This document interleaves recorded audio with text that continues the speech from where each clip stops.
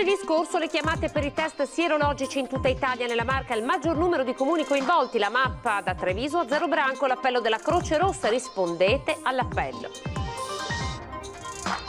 Ecco il piano della Regione da 500 milioni per sbloccare finanziamenti fino a 1 miliardo e 400 milioni a favore di 13.000 imprese, benefici per industria, commercio, artigianato e liberi professionisti. In aula non solo l'ultimo giorno, ma almeno un paio di settimane prima per le ultime classi dei cicli scolastici. Fa discutere la proposta dell'assessore Donazzani. Minacciano 2 giovani con un coltello per rubare un monopattino. Paura a Montebelluna, coppia di magrebini bloccata, arrestata dai carabinieri. Maxi multa da 6.000 euro per un automobilista fermato dalla polizia locale di Villorba mentre guidava senza patente alla guida di una vettura radiata. Questa mattina in Duomo a Montebelluna l'ultimo saluto a Carlo Durante, il campione paralimpico stroncato domenica da un improvviso malore.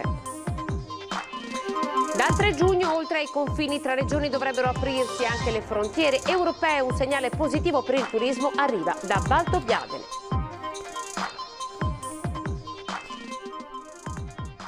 Buonasera, ben ritrovati. Questa è l'edizione trevigiana dei nostri notiziari. Avete sentito i titoli in apertura. In apertura ci occupiamo di test sierologici, ma prima di tutto andiamo a vedere qual è l'andamento del contagio, lo stato epidemiologico del nostro comune e poi della nostra regione. Continua il trend positivo rispetto ai 6 casi di positività da Covid delle ultime 24 ore. Nelle ultime 12 ore ci sono stati soltanto 4 casi positivi. Treviso, la Marca trevigiana conferma il trend favorevole perché è il secondo giorno consecutivo in cui non ci sono nuovi casi di Covid-19. Questi sono i numeri, il totale dei casi dall'inizio dell'emergenza, 19.117 in tutto il Veneto, nella Marca trevigiana 2.656. Negativizzati nella Marca 1.941, in tutto il Veneto 15.029 persone. I casi attualmente positivi nella Marca trevigiana sono 403, mentre in tutto il Veneto sono 2.190. Nella giornata di oggi ci sono stati anche 2 decessi, nessun paziente è deceduto negli ospedali della Marca trevigiana. Ed andiamo a vedere allora che cosa sta accadendo invece nei nostri comuni, perché come avete sentito nei titoli, da lunedì scorso sono partite le chiamate della Croce Rossa per invitare i cittadini ad effettuare il test sierologico, questo screening voluto dal Ministero della Salute insieme all'Istat, e la Marca trevigiana è appunto la provincia con il maggior numero di comuni coinvolti. Su 150.000 persone che saranno chiamate a partecipare ai test sierologici, la maxi indagine organizzata dal Ministero della Salute e Istat in collaborazione con la Croce Rossa, 13.000 risiedono in Veneto, regione seconda solo alla Lombardia per numero di cittadini convocati. La Marca trevigiana è la provincia chiamata ad offrire per il Veneto la parte più consistente del campione, con la partecipazione di 35 comuni.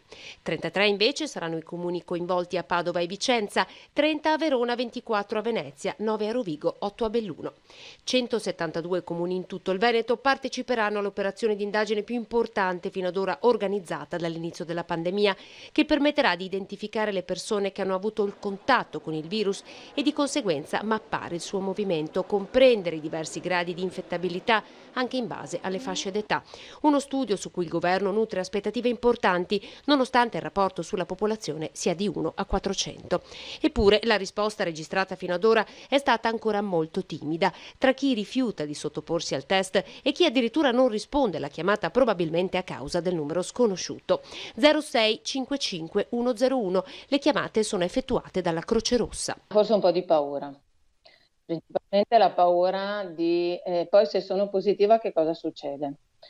Io la leggo così, nel senso, noi abbiamo partecipato allo screening che è stato fatto al Palaverde, diciamo quindi i primi dal 5 maggio in poi, a tutte le forze dell'ordine, ai sindaci, ai vari comuni, alla protezione civile, polizia locale e quant'altro.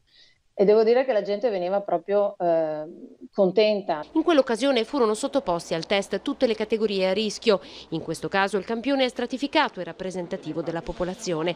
A far desistere molte volte, secondo la Croce Rossa, è la paura che scovare la traccia di anticorpi specifici al nuovo coronavirus, anche in assenza di sintomi, possa comportare nuove restrizioni. Io penso sia la paura di non volere provare a capire, perché soprattutto se uno è positivo, loro si aspettano chissà che cosa, restrizioni, mi chiudono dentro in casa, cioè hanno ancora una visione un po' contorta di che cosa può essere il caso positivo. Ecco. Ma l'opportunità di studio è unica, il margine di errore è bassissimo, la sensibilità al test è del 90%.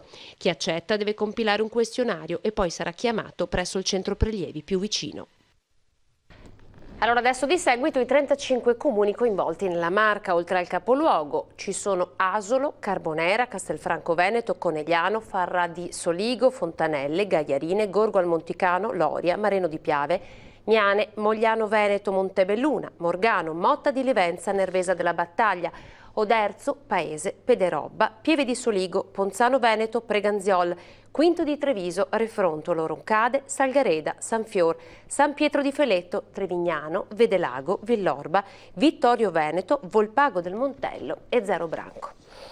E se questo è il piano per la sanità, adesso andiamo a vedere il piano per la salute delle nostre imprese. L'ha raccontato oggi l'assessore allo sviluppo economico della nostra regione, Roberto Marcato, insieme al vice. Sentiamo.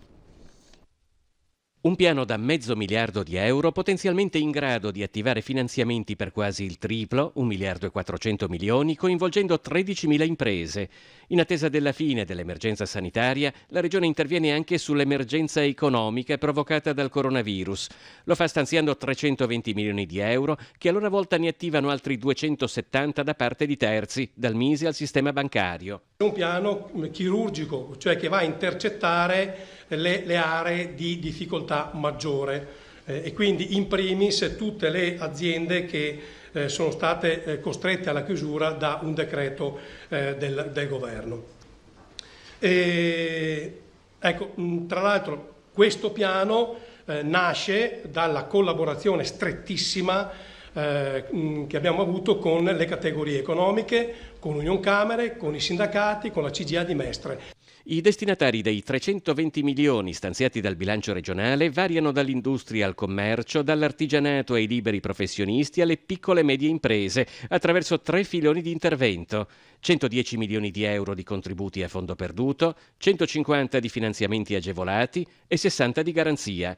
La Regione è impegnata anche sulla rimodulazione delle risorse dei fondi europei. Alcuni orientamenti e programmazioni che erano rivolti ai POR-FESR piuttosto che all'FSE, il Fondo Sociale Europeo, oggi si stanno spostando verso il collega marcato per il mondo dell'impresa, stiamo parlando di 30 milioni di euro circa, altri 32 milioni sono sostegno alla famiglia e ammortizzatori sociali, quindi è assolutamente importante, oltre che alla sanità e al Covid per altri 12 milioni. Quindi queste tre cifre che vi ho dato, 32, 30 e 12, fanno 74 milioni che sono stati rimodulati dai fondi europei in base alle effettive esigenze.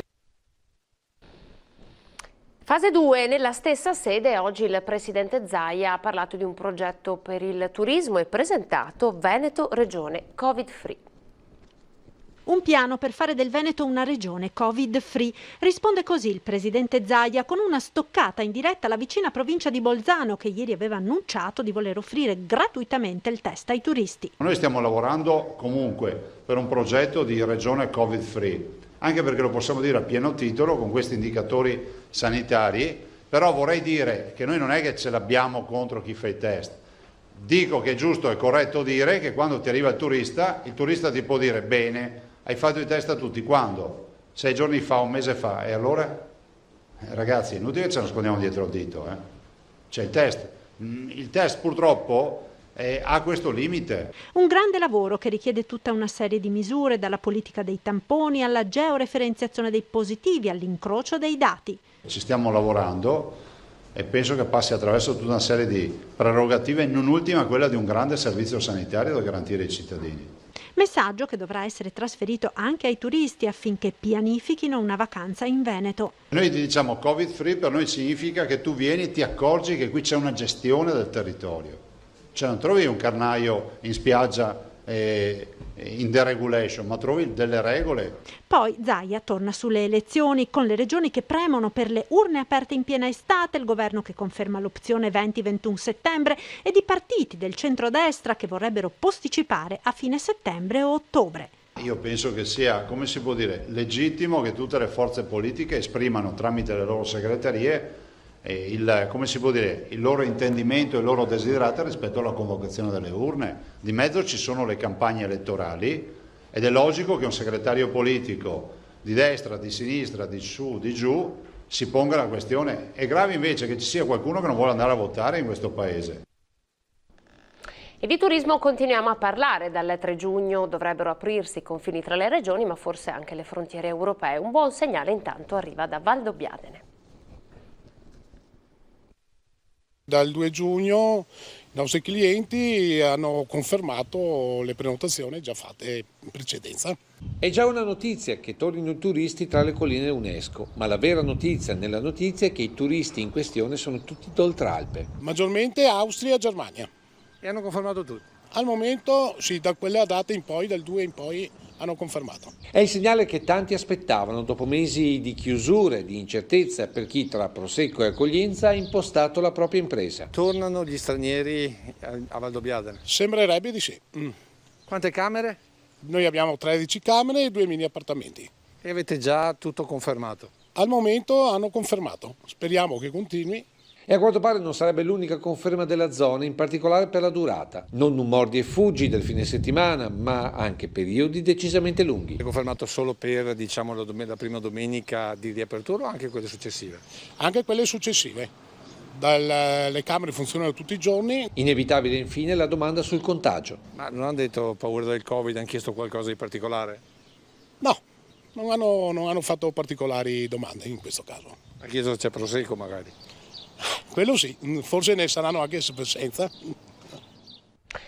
Adesso vi parliamo di scuola con le ultime dichiarazioni dell'assessore regionale Elena Donazzan, che ha detto non soltanto l'ultimo giorno, ma si potrebbe ragionare almeno su un paio di settimane per le ultime classi dei cicli scolastici. È quanto ha sostenuto oggi l'assessore alla scuola, ribadendo le posizioni già espresse in merito al dibattito sul rientro alla scuola nella fase 2. I ragazzi di quinta elementare e terza media dell'ultimo anno delle superiori, ha spiegato Donazzan, potrebbero rientrare a scuola certamente per un saluto, ma anche per recuperare un minimo di relazioni con i propri insegnanti e di preparazione, soprattutto per coloro che affronteranno gli esami. Il ritorno a scuola solo di queste classi non rappresenterebbe un problema di assembramento. La prossima settimana, ha annunciato infine, ho intenzione di convocare tutte le parti interessate della scuola dell'obbligo per approfondire questo documento e presentarlo al Ministero. Centri estivi nella Marca. Continuiamo, questa volta ci occupiamo ovviamente della fascia dei bambini più piccoli, quindi dai nidi ai ragazzini dell'infanzia e poi ai ragazzi delle elementari. Ripartenze a macchia di leopardo, evidentemente perché ci sono delle specifiche attenzioni da avere che sono state iscritte all'interno di un protocollo. Il protocollo è quello che vi facciamo vedere, che ci racconta il sindaco di Silea, Rossella Cendrò. La cosa importante da sottolineare è che ogni associazione deve avere un cosiddetto Covid Manager, quindi un responsabile delle procedure. Prima settimana di giugno, pubblicazione da parte dei comuni di una manifestazione di interesse per tutte le realtà che vogliono attivare centri estivi. Individuazione degli enti gestori e del responsabile Covid. Attivazione del comitato scientifico provinciale, attivazione di un gruppo di lavoro per distretto. Seconda settimana di giugno, formazione online sulle tematiche della sicurezza e ispezione per l'autorizzazione. Ecco la mappa che è stata data in mano ai comuni ed ecco perché in tutto il Veneto la situazione è a macchia di leopardo. Realtà che corrono a diverse velocità per l'apertura dei centri estivi, a seconda della tempestività con cui i singoli comuni hanno iniziato a muoversi. Dobbiamo partire dal presupposto che è assolutamente essenziale avere una formazione, perché l'impatto non solo educativo ma anche organizzativo e logistico con i ragazzi sarà totalmente diverso. Ieri la conferenza dei sindaci con il distretto dell'ULSS, oggi a Silea quella con le associazioni del territorio. Il comune ci aiuta a fare un esempio. Di norma ci sono circa 130 bambini che frequentano il centro estivo comunale. prevede 2 turni giornalieri, un turno mattutino e un turno pomeridiano, che però prevede la compresenza durante un turno di soli 20 ragazzi, quindi vuol dire che noi riusciamo a coprire nel territorio 20 ragazzi la mattina e 20 ragazzi il pomeriggio. Quindi su 130 solo 40 ragazzi e così si rende necessario moltiplicare l'offerta. Il piano B del sindaco Cendrone è quello di impiegare le associazioni sportive. Se abbiamo associazioni sportive o ricreative disponibili, vanno istruite e gli vanno assegnati anche degli spazi che possono essere anche comunali per poter svolgere i centri estivi. Ed ora alla pagina della cronaca. Minacciano 2 giovani con un coltello per rubare un monopattino. Rapina a Montebelluna. Ricordate, ieri vi abbiamo raccontato di un episodio analogo invece a Castelfranco. Avevano deciso di impossessarsi a tutti i costi del monopattino di un 20enne di Montebelluna. Senza timore di essere scoperti e delle inevitabili conseguenze, 2 giovani marocchini di 24 e 29 anni, con precedenti alle spalle, residenti anch'essi nel Montebellunese, sono stati denunciati per il reato di rapina aggravata dai carabinieri del nucleo operativo. I 2 malviventi la sera del 22 maggio, dopo aver rubato un monopattino elettrico nei pressi dell'abitazione del 20enne, non avevano esitato a minacciare con un coltello il derubato ed un suo coetaneo. Dopo le minacce e la fuga, ma grazie alle indagini serrate, i carabinieri sono riusciti a risalire con certezza assoluta all'identità dei magrebini che risultavano essere pluripregiudicati per medesimi reati. Maxi multa per un nigeriano fermato dalla polizia locale, stava guidando senza patente e alla guida di un'auto rubata. Alla consueta domanda patente e libretto postagli dai vigili urbani, ha esibito una tesserina plastificata con la sua foto sostenendo fosse un documento di guida internazionale, quando in realtà era un pezzo di carta privo di qualsiasi requisito.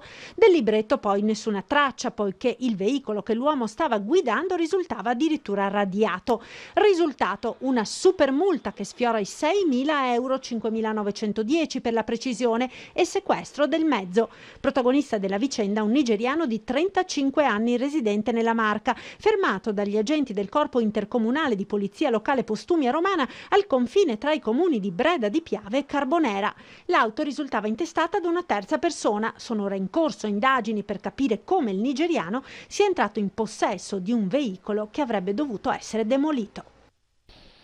Ed ora a Sarmede, dove è stata trovata una piccola coltivazione di marijuana nel boschetto vicino a casa. A fare la scoperta i carabinieri della stazione di Cordignano, che hanno denunciato per il reato di produzione e coltivazione di sostanze stupefacenti un 53enne del posto. In casa sono stati trovati 100 grammi di marijuana, nel boschetto 6 piante di cannabis destinate all'uso personale dello stupefacente.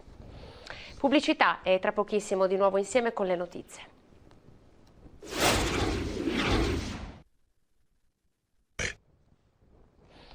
Eccoci ben ritrovati, adesso con le immagini andiamo ad Oderzo, perché non si ferma la protesta degli ambulanti che hanno addirittura raccolto delle firme e hanno intenzione di andare dal sindaco con le loro rivendicazioni. La protesta degli ambulanti di Oderzo continua contro il nuovo posizionamento delle bancherelle. Il comune Pitergino ha dovuto ridisegnare completamente la mappa del mercato che ogni mercoledì si effettua nelle vie del centro storico nel rispetto delle ultime disposizioni contro il coronavirus decise dal governo. Da decenni presenti nello stesso spiazzo, molti di loro hanno visto annullata la postazione d'un tempo per essere sostituiti da nuovi espositori. Gli ambulanti hanno raccolto più di 150 firme fra i colleghi per chiedere un incontro chiarificatore con il sindaco Maria Scardellato. Perché i disagi più si protraggono e più diventano importanti. Da un lato capiamo e apprezziamo il fatto che il sindaco ci ha fatto aprire subito, però contestiamo il metodo, cioè il sistema più facile che è stato usato in quasi tutti i mercati che conosciamo è stato quello di adeguare un po' le dimensioni dei nostri banchi, responsabilizzarci mettendo delle catenelle e controllando i flussi della clientela, senza però toccare il mercato. Per il sindaco è stato fatto tutto il possibile per dare in tempi brevi la possibilità di lavorare a tutti, Abbiamo fatto la scelta di dividere il mercato, ci ha detto, per aree merceologiche proprio perché nel cambiamento generale i clienti potessero orientarsi meglio. Finché ci sarà l'emergenza coronavirus, la pianta del mercato rimarrà questa, salvo qualche possibile piccolo aggiustamento. Verrà spedita la graduatoria perché ci abbiamo lavorato abbondantemente, visto che era una loro richiesta per acquisire i posti secondo graduatoria. Probabilmente lunedì pubblicheremo una nuova pianta perché abbiamo visto delle possibilità di miglioramento e spero mercoledì di poter convocare una riunione con i rappresentanti delle associazioni. Per il futuro, a emergenza finita, il mercato, come previsto da anni, subirà altri cambiamenti. Ma il mercato di prima aveva comunque delle problematiche e quindi va comunque aggiustato e quindi comunque dovremo fare un nuovo piano con le regole normali, quindi con la concertazione, con l'approvazione in regione e quindi dovremo fare un nuovo piano. Da Oderzo a Montebelluna, per Montebelluna era il primo test con la nuova piantina del mercato, andiamo a vedere com'è andata. Direi ottimale, perché anche le distanze, come i distanziamenti e come tutto molto bene. Stiamo ancora un po' orientandoci perché la situazione è ancora un po' confusa. Per me va bene, meglio di altre volte. Polizia locale, volontari della Protezione Civile degli Alpini a presidiare i varchi ed indirizzare la clientela. Con le nuove misure anti-Covid il mercato maggiore ha riaperto a Montebelluna. Ampie corsie e banchi distanziati hanno soddisfatto i cittadini. Buone, i banchi sono molto distanziati. Va benissimo, basta uscirne vivi. Perplessità e malumori tra gli ambulanti, soprattutto per chi è stato spostato. Per noi è andata bene. Anzi è andata meglio del solito perché di solito c'è un passaggio anche da dietro e adesso invece c'è solo questo passaggio per cui la gente passa proprio davanti. Il problema è un altro, che la gente ha pochi soldi. Con le giuste norme ritornare tutti nei propri posti. Non mi sono spostato di tanto, ero qua in piazza Marconi, perciò non trovo così. Ci sono stati dei miei colleghi che sono stati localizzati un po' più fuori mercato, presumo che una penalizzazione l'hanno avuta, però come in tutti i mercati è così, quando ti spostano. Purtroppo non è il nostro posto, la gente è abituata ad andare dove va di solito. E di solito i concorrenti non dicono mai dove siamo, dicono sempre sono andati in America. L'ideale è tornare, sì. Per cui hanno detto che la prossima settimana, per cui lo chiamiamo un incidente di percorso. È un disastro, non ce l'aspettavamo perché nella nostra piazza c'era comunque tutto lo spazio per garantire le distanze e quindi era una cosa che non ci aspettavamo. Tra l'altro siamo stati avvisati il pomeriggio prima, quindi ieri pomeriggio, non abbiamo avuto modo di informarci meglio e qui non va bene perché qui non c'è passaggio, siamo fuori dal mercato. La soluzione ottimale che abbiamo trovato anche nelle altre piazze era quella di metterci ognuno dei propri posti, come eravamo d'accordo anche col sindaco, no? Con l'intento e l'impegno da parte nostra di ognuno di noi di stringerci sia in profondità che anche in lunghezza e però mettersi appunto nel proprio posto. Il sindaco non esclude aggiustamenti futuri ma è soddisfatto della prova. Era una sfida per noi ripartire perché Montebelluna ha un assetto molto più complesso di altre città per quanto riguarda il mercato, perché si sviluppa in 9 luoghi diversi, in 7 piazze, un piazzale e un ambito più ristretto. Abbiamo dovuto ampliare questi spazi aggiungendone altri per distribuire meglio le bancarelle e consentire quindi quella distanza interpersonale che oggi è elemento di garanzia per la tutela della salute. Restiamo a Montebelluna, questa mattina l'ultimo saluto a Carlo Durante, il campione paralimpico che ha perso la vita domenica pomeriggio mentre pedalava in tandem insieme ad un amico.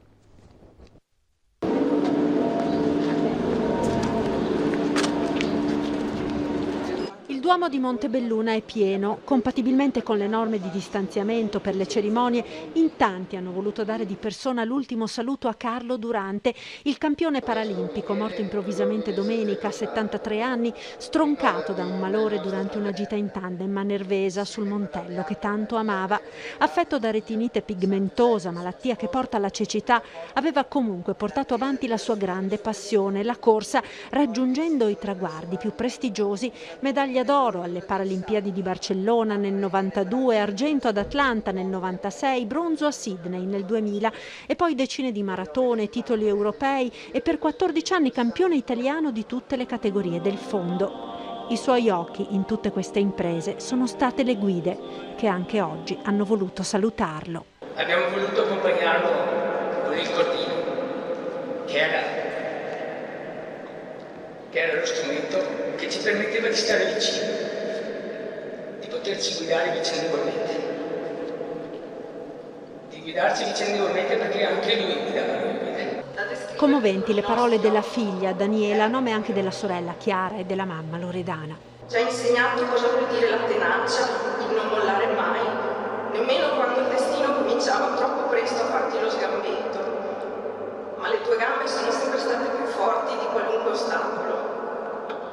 Un campione nello sport e nella vita quotidiana, ha ricordato la figlia con l'impegno nelle tematiche della disabilità. Ti ricordi di quella volta in cui ci siamo trovati al buio in casa per un blackout? Noi e la mamma a cercare le candele e tu eri già sulla via del contatore dicendo manco mai che gasonorbo in questa casa. Ecco, tu eri così. La guida nei momenti bui, i nostri momenti bui. Perché tu ci hai imparato a convivere da sempre e nonostante questo sei stato tu la luce, il faro, la guida per noi e tantissime persone, quelle che ti ricordano oggi e ti porteranno nel cuore per sempre.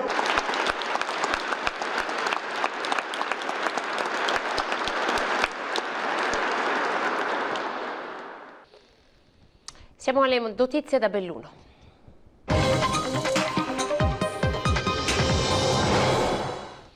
Anche nella fase di riapertura Belluno si conferma una provincia responsabile, ma l'attenzione deve restare altissima. Sono le parole del prefetto, che fa un bilancio ma dà anche uno sguardo al futuro. Totalmente positivo il bilancio dell'attività che ha visto le istituzioni al fronte durante lo straordinario periodo di lockdown. Per la prefettura sono stati 2 mesi significativi di grande impegno per la riorganizzazione del lavoro agile per quasi tutto il personale che ha risposto con grande efficienza e serietà, e nucleo ristretto dedicato alle comunicazioni alle imprese per la ripresa dell'attività. Quel periodo è stato intensissimo perché abbiamo ricevuto nell'arco di pochi giorni migliaia di comunicazioni. Siamo riusciti a dare risposte in tempi ragionevoli, 2 giorni, massimo 3, per cui credo, anche da quello che mi risulta, insomma, che mi viene riferito, che le aziende non abbiano, come dire, dovuto subire disfunzioni. Le risposte del territorio sono state all'altezza della situazione. Tutti hanno rispettato le regole, qualche caso è stato come dire, c'è stato qualche richiamo, ma che non ha portato all'applicazione di una sanzione. Ora è tempo di guardare al futuro e in prefettura si susseguono le riunioni per la rimodulazione delle azioni da mettere in campo. 2 fronti fondamentali, uno è quello della legalità. E su questo chiaramente abbiamo già avviato tutta una serie di iniziative di prevenzione e di controllo, e l'altro è ovviamente fare in modo che questo processo di cambiamento avvenga nel pieno rispetto delle regole, proprio perché temiamo e non vogliamo che si debba ritornare a quelle misure rigorose che poi hanno inevitabilmente provocato danni all'economia, ma che adesso sarebbero danni probabilmente irreversibili. Una particolare attenzione sarà dedicata alla sicurezza stradale, considerato l'aumento del traffico veicolare che si è registrato in provincia. Questa è una provincia che ha questa caratteristica, ben venga, però ecco, stiamo tutti attenti, quindi anche la circolazione stradale non va sottovalutata, perché non vorremmo incidenti, ecco, che la ripresa non fosse accompagnata anche da tragedie di questo tipo. Basta alle trasferte a Venezia per cittadini dipendenti. A Palazzo Ferrofini approvata la mozione del consigliere della Lega Franco Gidoni, che ha chiesto l'attivazione di una sede a Belluno dell'ufficio di esecuzione penale. Un passo in avanti per dare alla provincia di Belluno, svantaggiata dalla sua particolare conformazione, un ulteriore servizio essenziale e fondamentale alla funzione rieducativa della pena detentiva. Il Consiglio regionale ha approvato la mozione presentata dal consigliere della Lega Franco Gidoni, che impegna la Giunta ad attivare una sede bellunese dell'ufficio di esecuzione penale esterna per evitare ai cittadini e ai dipendenti residenti in provincia lunghe e faticose trasferte dalle montagne a Venezia. L'ufficio, composto principalmente di assistenti sociali, si occupa di redigere le relazioni sui detenuti che richiedono di essere ammessi all'affidamento in prova al servizio sociale. Oggi il personale fa poche ore a settimana presso il carcere di Belluno, obbligando la gente a scendere a Venezia. Noi chiediamo che la Giunta interloquisca col Ministero per giungere a una presenza stabile dell'ufficio presso il carcere di Belluno. Belluno e Treviso dipendono entrambe dall'ufficio interdistrettuale di esecuzione penale di Venezia, ma a differenza di Treviso, dove è stata costituita una sede distaccata con personale stabile, in città i dipendenti bellunesi sono in ufficio solo alcuni giorni a settimana e nei restanti devono spostarsi a Venezia lasciando sguarnita la sede bellunese. In subordine Gidoni ha chiesto che i dipendenti in servizio a Belluno possano fermarsi nell'ufficio distaccato di Treviso che già oggi è operativo. E sempre in tema di uffici decentrati, Gidoni ha chiesto il potenziamento del personale dell'ufficio scolastico del capoluogo. L'ufficio dovrebbe essere dotato di 20 persone in pianta organica, in realtà oggi ne ha 8, uno andrà tra l'altro in pensione ad agosto ed è tuttora privo del dirigente scolastico, tant'è che tutti gli atti vanno oggi firmati dal dirigente di Treviso, ovviamente con un allungamento dei tempi. Siamo alla rubrica dedicata ai bambini che in questa puntata varca anche i confini nazionali. Vi facciamo vedere le immagini di Tommaso da Montebelluna, Rebecca da Pederogba, ma anche dei piccoli Louis e Leni di Amburgo, nipoti di una nonna di Conegliano.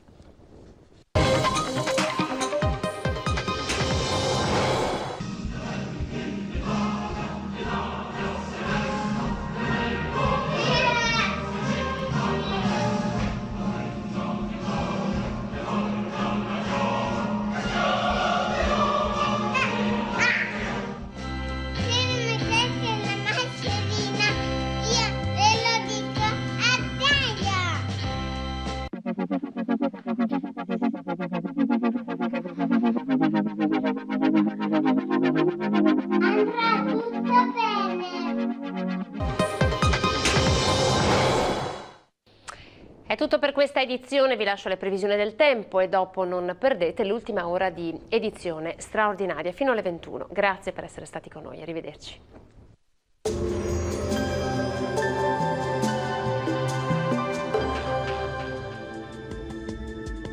Bentrovati al meteo. Alta pressione un po' più debole, avremo sempre tempo in prevalenza stabile, ma non si esclude qualche disturbo. Il dettaglio di giovedì 28 maggio. Sul Veneto sarà una giornata all'insegna del sole, dappertutto il cielo si presenterà sereno o al massimo poco nuvoloso. Nel pomeriggio probabilità di piovaschi sparsi in aumento, dapprima solamente sulle zone montane e specie dalla sera anche su parte delle aree pianeggianti. Temperature minime fino a 14 gradi, valori massimi compresi invece tra i 21 e i 27 gradi.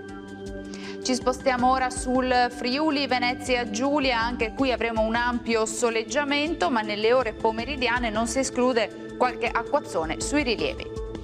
Temperature minime tra 10 e 14 gradi, massime tra i 22 e i 24 gradi all'incirca.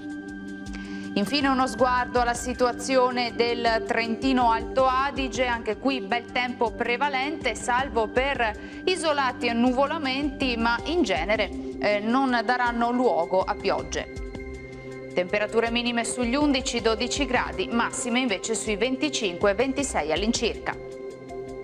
Dal meteo per ora è tutto, vi auguro un buon proseguimento con Antenna 3. Arrivederci.